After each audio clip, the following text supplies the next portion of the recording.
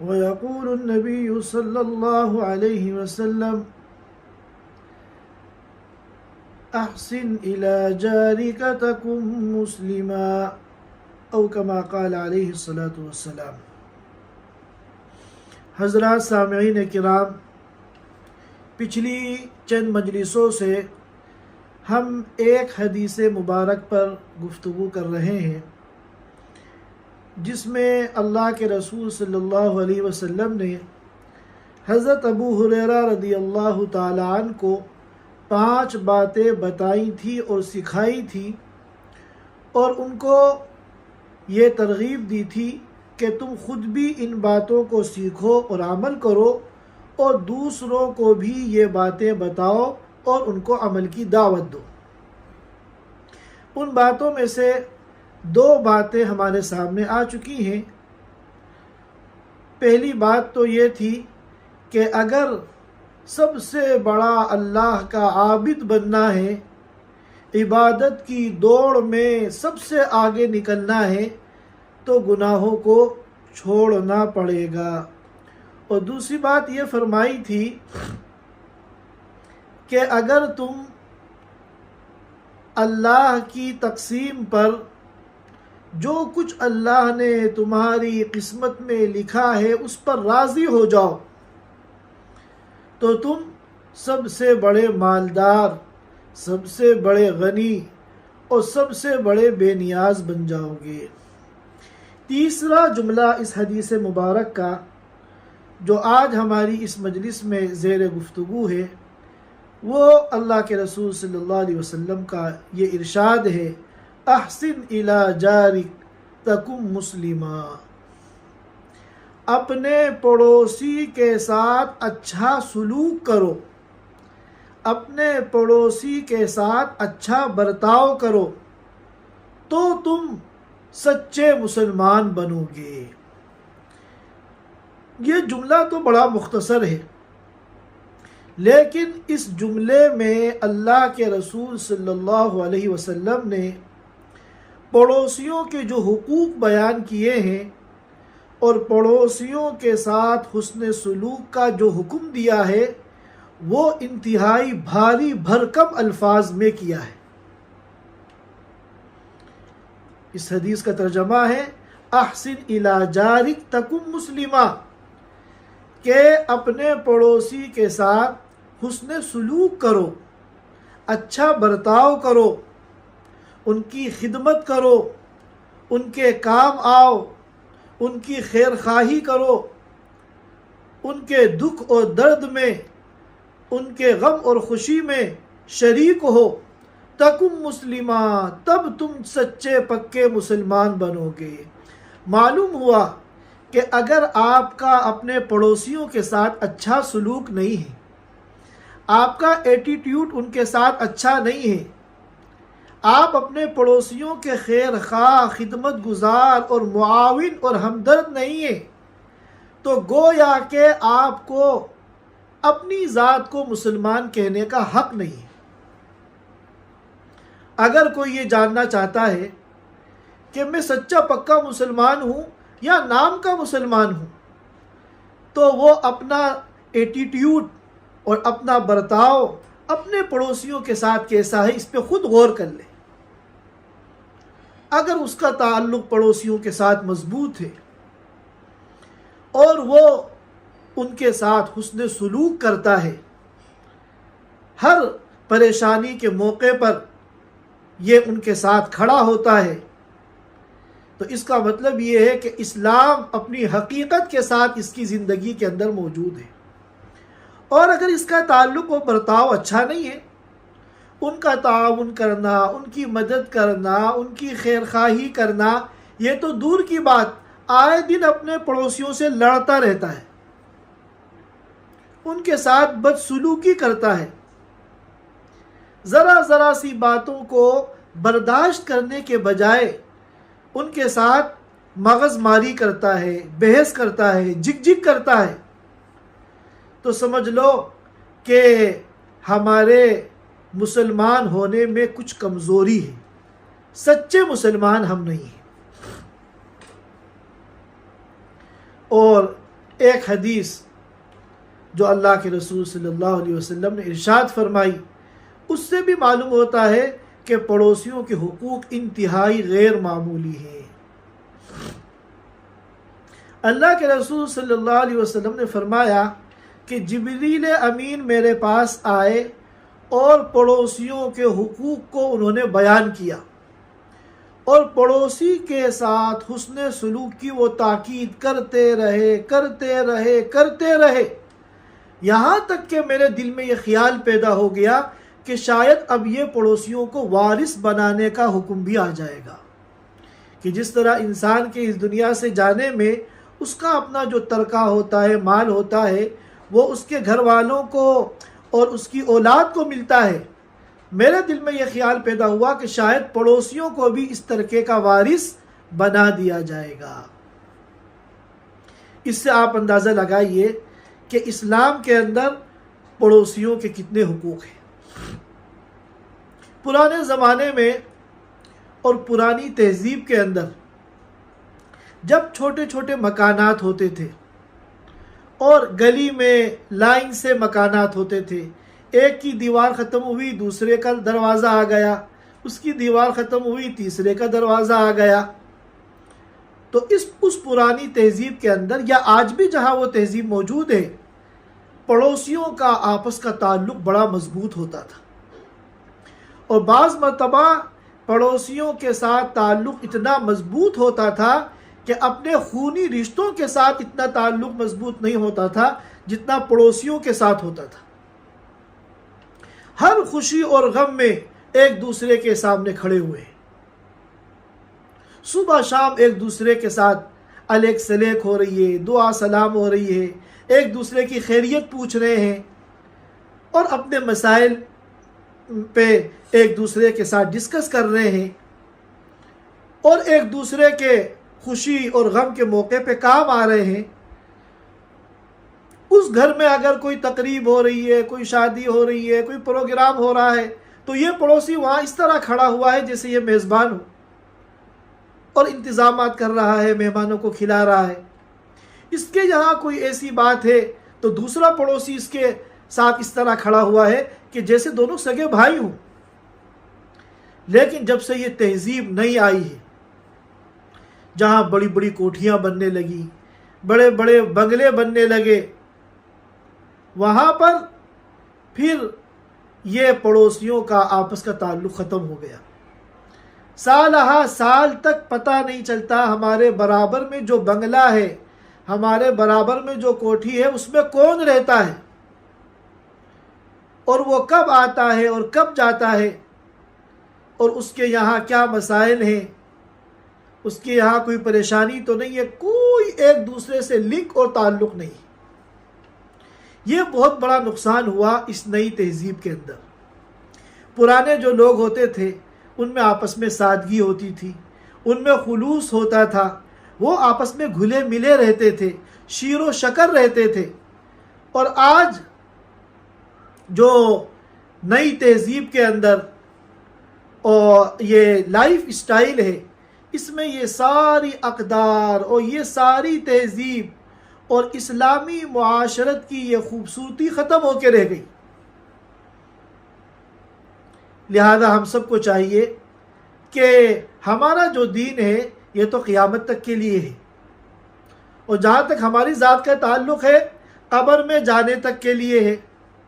لہذا ہم جس سوسائٹی میں رہتے ہوں، جس معاشرے میں رہتے ہوں، جس قسم کے مجمع سکنی میں ہم رہتے ہوں، ہمیں اسلامی تعلیمات کو اپنے سامنے رکھنا ہے، اور دوسرا ہمارے ساتھ حسن سلوک کرے یا نہ کرے، ہمیں اسلامی حکم پر عمل کرتے ہوئے، اپنے دین پر چلتے ہوئے اپنے پڑوسیوں کے ساتھ حسن سلوک کرنا ہے۔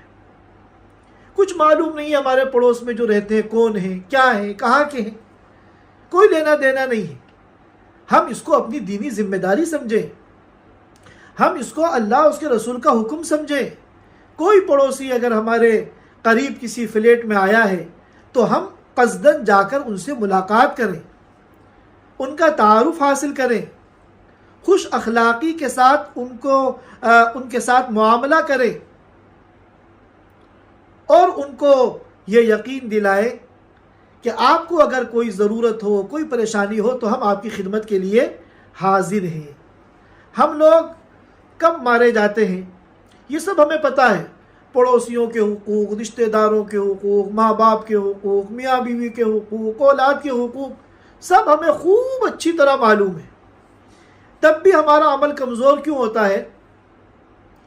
جب ہم لوگ یہ سوچنے لگتے ہیں کہ اس کا تعلق میرے ساتھ کیسا ہے، اس نے تو مجھے سلام نہیں کیا، میرے گھر میں فلاں پریشانی آئی اس نے تو مجھ سے پوچھا نہیں،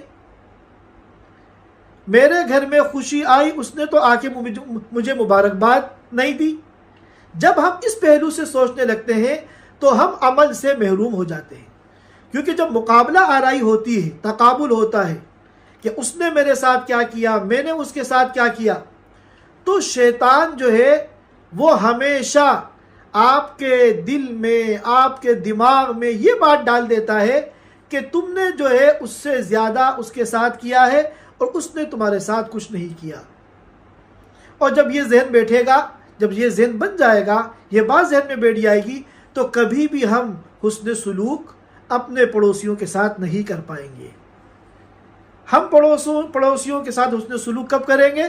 جب ہم یہ سوچ لیں کہ ہمارا پڑوسی ہمیں سلام کرے یا نہ کرے، ہمیں سلام کرنا ہے، وہ ہماری خیریت پوچھے یا نہ پوچھے، ہمیں اس کی خیریت پوچھنی ہے، خوشی اور غم کے موقع پر وہ ہمارے ساتھ کھڑا ہو یا نہ کھڑا ہو، ہمیں اس کے ساتھ کھڑا ہونا ہے۔ کیوں؟ اس لیے کہ یہ ہمارے نبی کی تعلیمات ہے، یہ ہمارے اللہ کا حکم ہے، اور ہمیں ہر حال میں اس حکم کو پورا کرنا ہے۔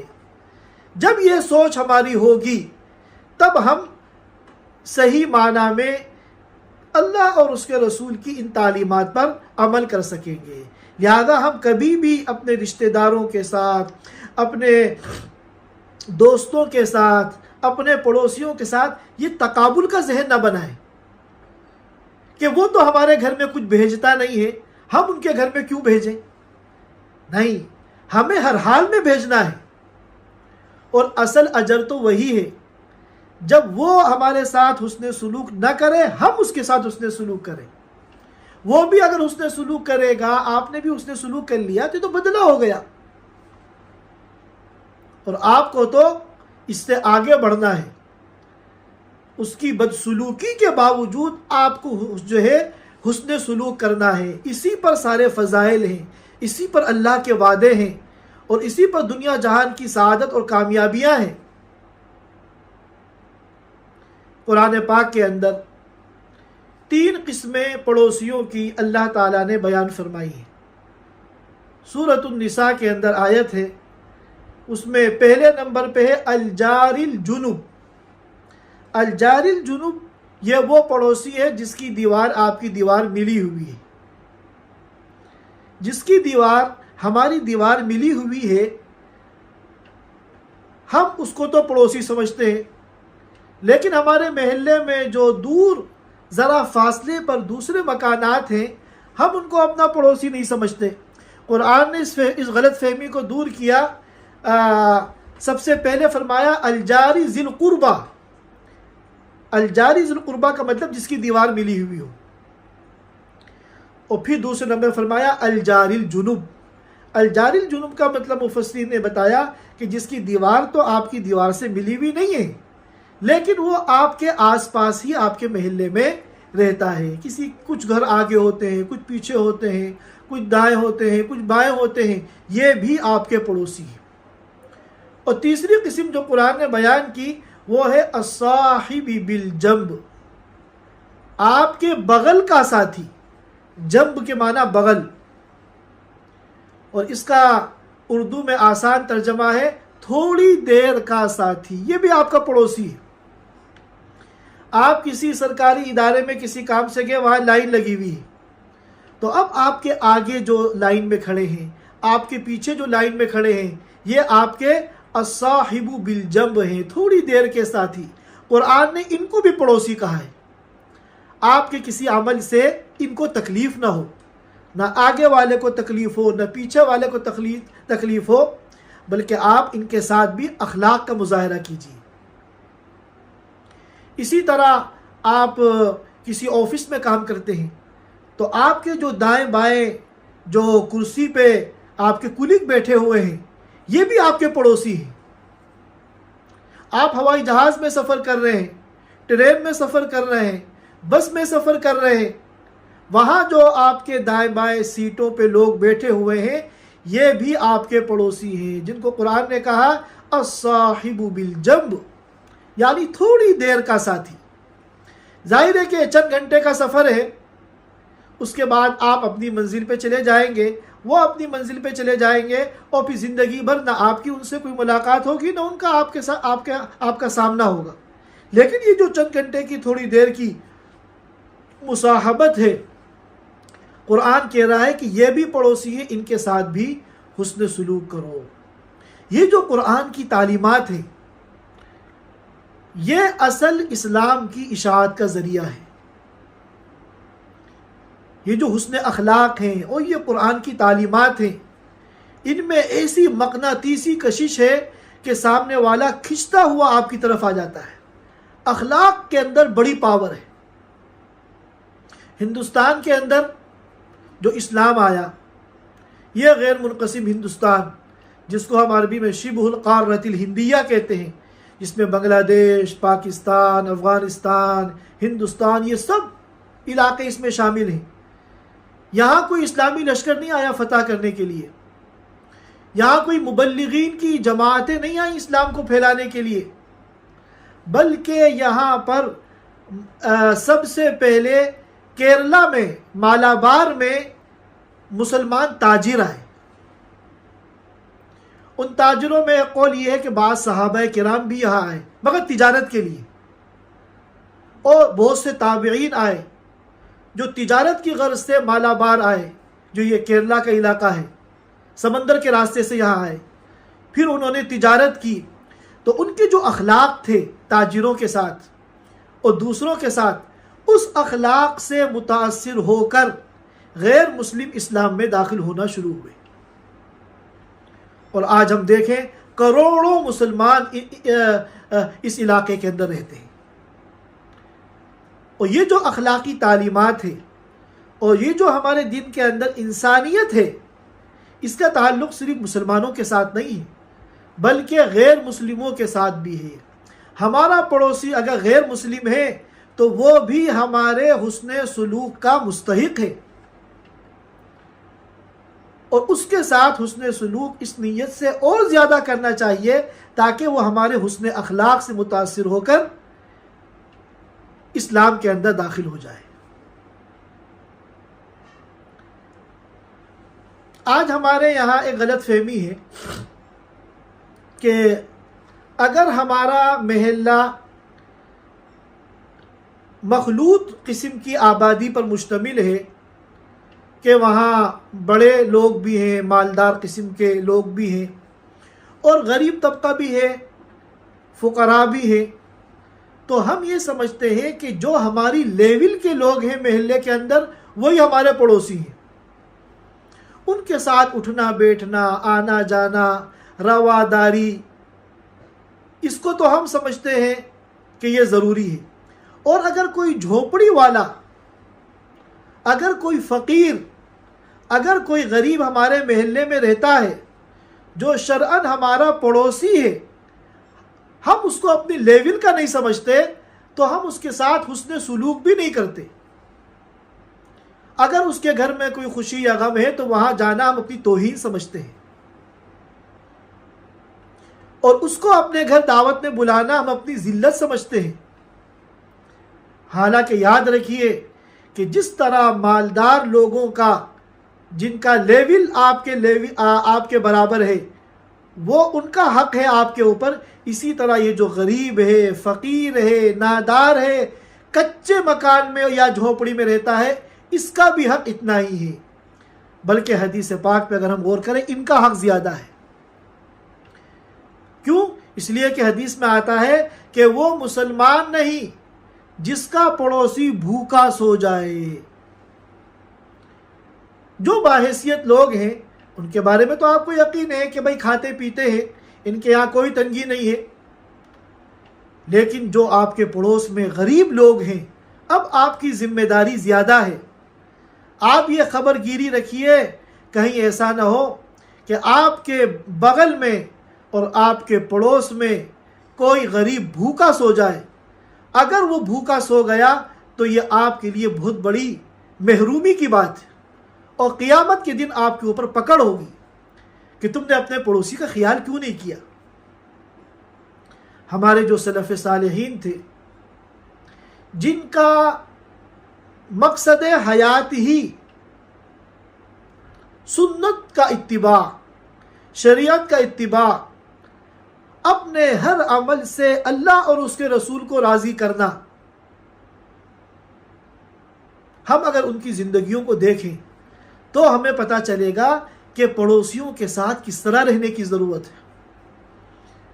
پورے ہندوستان کے مفتی اعظم تھے، مفتی اعظم ہند حضرت مولانا مفتی عزیز الرحمان رحمۃ اللہ علیہ، دارالعلوم دیوبند کا جو دارالافتاء تھا اس کے وہ مفتی اعظم تھے۔ بہت بڑی شخصیت تھی، ان کے جو فتاویٰ ہیں وہ 15-20 جلدوں کے اندر چھپے ہوئے ہیں، اور جتنے بھی اس زمانے میں ہمارے مفتیان کرام ہیں سب ان کے فتاویٰ سے فائدہ اٹھاتے ہیں۔ صبح کو اٹھ کر جب وہ اپنے گھر سے دارالعلوم دیوبند تشریف لے جاتے تھے تو ان کے پڑوس میں چند بیوہ عورتوں کے گھر تھے۔ اتنا بڑا علم کا سمندر، شریعت کا امام، مفتی اعظم، وہ اپنے کو بے نیاز نہیں سمجھ رہا ہے۔ وہ صبح اٹھ کر دارالعلوم دیوبند جب جاتے تھے دارالافتاء میں اپنی مسند پر بیٹھنے کے لیے، تو پہلے ان گھروں پہ کھڑکا کرتے تھے اور پوچھتے تھے بی بی تمہیں بازار سے کچھ منگانا تو نہیں ہے؟ تو وہ 3-4 بیواؤں کے گھر تھے، وہ اندر سے کچھ پیسے نکال کے دیتی کہ ہاں ہمیں بازار سے یہ چاہیے۔ تو پہلے بازار جا کے ان کا سامان ان کو پہنچاتے، اور اس میں بعض مرتبہ ایسا ہوتا کہ وہ اندر سے خاتون یہ کہتی کہ یہ آپ غلط چیز لے آئے، میں نے یہ نہیں منگایا تھا، میں نے تو وہ منگایا تھا۔ تو پھر دوبارہ بازار جاتے، وہ چیز واپس کر کے پھر ان کی جو چیز تھی مطلوب وہ لا کر ان کو دیتے۔ یہ ہوتے ہیں پڑوسیوں کے حقوق۔ ہم تو اگر کسی سوسائٹی میں رہتے ہیں، کسی محلے میں رہتے ہیں، اور ہمارے پاس کچھ مال زیادہ آ گیا، ہمارا لائف سٹائل کچھ زیادہ اونچا ہو گیا، ہمارا گھر کچھ زیادہ اونچا بن گیا، تو ہم تو غریبوں کو گھاس نہیں ڈالتے، ان کے سلام کا جواب دینے میں ہم توہین محسوس کرتے ہیں۔ یاد رکھیے یہ سب کچھ جو آپ کے پاس ہے اللہ کا دیا ہوا ہے، اور جس اللہ نے آپ کو دیا ہے وہ منٹوں کے اندر آپ سے لینا بھی جانتا ہے۔ اور جو غریب ہیں، فقیر ہیں، ضرورت مند ہیں، جن کے پاس کھانے کو نہیں ہے، بیماری میں علاج کرانے کے پیسے نہیں ہیں، وہ بھی اللہ کی مخلوق ہے، اور ان کی جو یہ غربت اور یہ فقر ہے، یہ حالت بھی اللہ کے حکم سے ہے، اور اللہ کی نگاہ میں اس کی ساری مخلوق برابر ہے۔ لہذا کبھی بھی اپنی گردن کے اندر سریا نہیں لانا چاہیے، گردن میں اکڑ نہیں آنی چاہیے، ہمیشہ اپنی نگاہوں کو جھکا ہوا رکھنا چاہیے، اور غریبوں سے محبت کرنی چاہیے، ان کے کام آنا چاہیے، ان کی ضرورتوں کو پورا کرنا چاہیے۔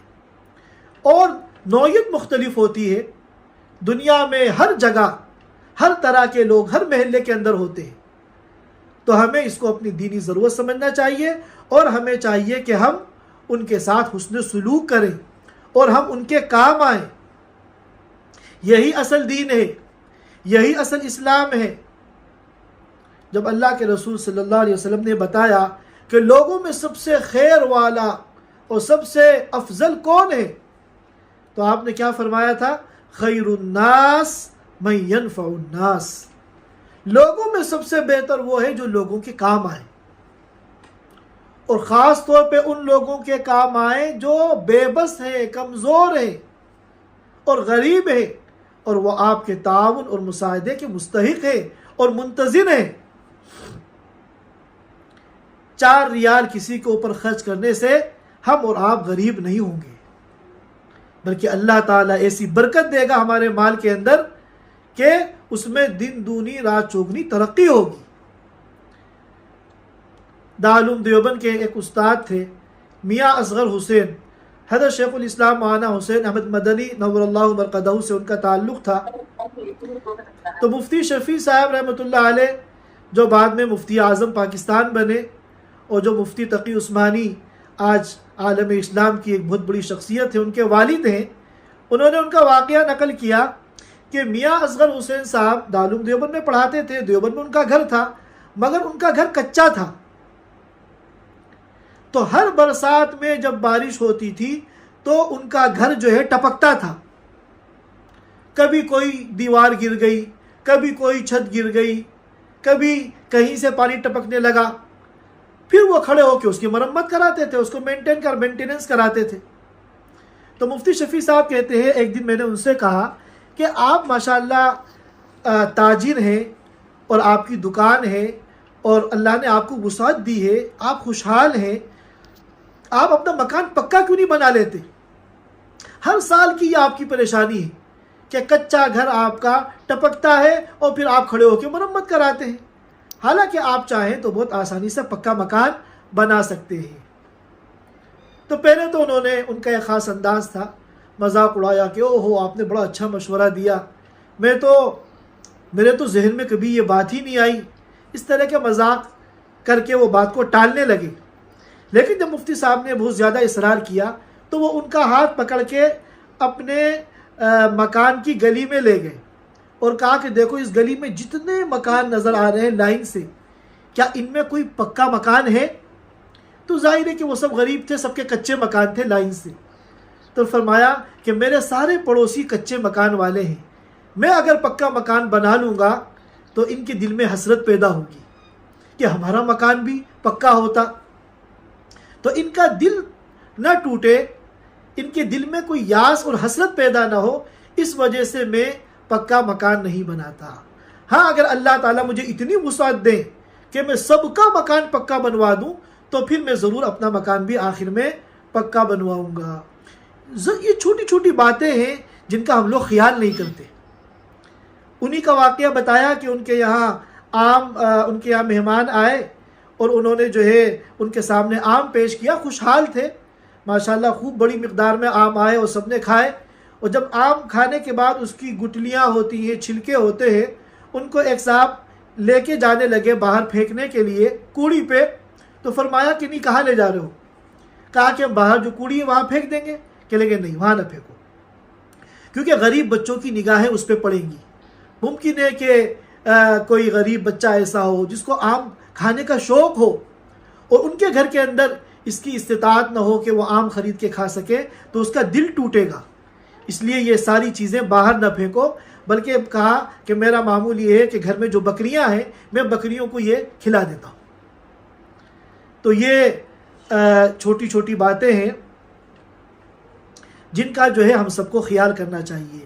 اور ایک حدیث جس کو امام احمد بن حنبل نے اور بزار نے مسند بزار میں نقل کی ہے، حضرت ابو ہریرہ رضی اللہ تعالیٰ عنہ کی حدیث ہے اور صحیح سند کے ساتھ حدیث کی کتابوں میں موجود ہے۔ حضرت ابو ہریرہ رضی اللہ تعالیٰ عنہ فرماتے ہیں کہ ایک شخص نے اللہ کے رسول صلی اللہ علیہ وسلم کے سامنے دو عورتوں کا تذکرہ کیا۔ کہا کہ ایک عورت تو ایسی ہے جو بڑی عبادت گزار ہے، خوب کثرت سے نماز پڑھتی ہے، صدقات دیتی ہے اور روزے رکھتی ہے۔ کثرت کا مطلب یہ ہے کہ صرف فرض نماز، فرض روزے یا فرض صدقہ یعنی زکوٰۃ پر اکتفا نہیں کرتی، بلکہ نفلی نمازیں خوب پڑھتی ہے، نفلی روزے رکھتی ہے اور خوب نفلی صدقات کرتی ہے۔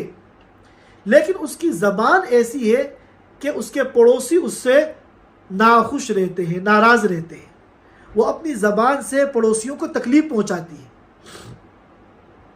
اس کا پڑوسیوں کے ساتھ سلوک اچھا نہیں ہے۔ تو آپ نے فرمایا ہی فی النار، یہ عورت جہنم میں جائے گی۔ پھر ایک دوسری عورت کا تذکرہ کیا کہ جس کی عبادات تو کم ہے، فرض نماز ہی پہ اکتفا کرتی ہے، فرض اور واجب زیادہ سے زیادہ سنت مؤکدہ، روزے بھی فرض ہی رکھتی ہے، نفل نمازوں اور نفل روزوں کا کوئی اہتمام نہیں ہے، مگر یہ ہے کہ وہ اپنے پڑوسیوں کے ساتھ بہت اچھی ہے، پڑوسی اس کے اخلاق سے، اس کے حسن سلوک سے، اس کے ایٹیٹیوڈ سے سب خوش رہتے ہیں. تو آپ نے فرمایا ہی فی الجنہ، کہ یہ عورت جنت میں جائے گی. لہذا ہم لوگ سب اس بات کا خیال رکھیں کہ اپنے پڑوسیوں کے حقوق کو سمجھیں اور اسلامی تعلیمات پر غور کریں، اور جتنا زیادہ سے زیادہ ہو سکے ہم ان کے ساتھ حسن سلوک کریں اور حسن اخلاق کے ساتھ پیش آئیں. اور کبھی بھی ہم یہ نہ سوچیں، یہ شیطان کا چور دروازہ ہوتا ہے، جب وہ یہ دل میں ڈالتا ہے کہ تم تو کر رہے ہو، وہ تو تمہارے ساتھ کچھ نہیں کر رہا. تو جب یہ خیال آئے ہم فوراً لا حول ولا قوت الا باللہ پڑھیں تاکہ یہ شیطان بھاگے، اور ہم شیطان سے صاف صاف کہہ دیں وہ کرے یا نہ کرے ہمیں تو کرنا ہے، اور اس کے ہمارے ساتھ نہ کرنے کی صورت میں تو اصل ہم اجر و ثواب کے مستحق ہوں گے. لہذا ہم اس چانس کو کیوں ضائع کریں. اللہ تعالی ہم سب کو کہنے سننے سے زیادہ عمل کی توفیق عطا فرمائے. وآخر دعوانا ان الحمد للہ رب العالمین. Thanks for watching. Don't forget to like, comment, share and subscribe to Al Wahid channel.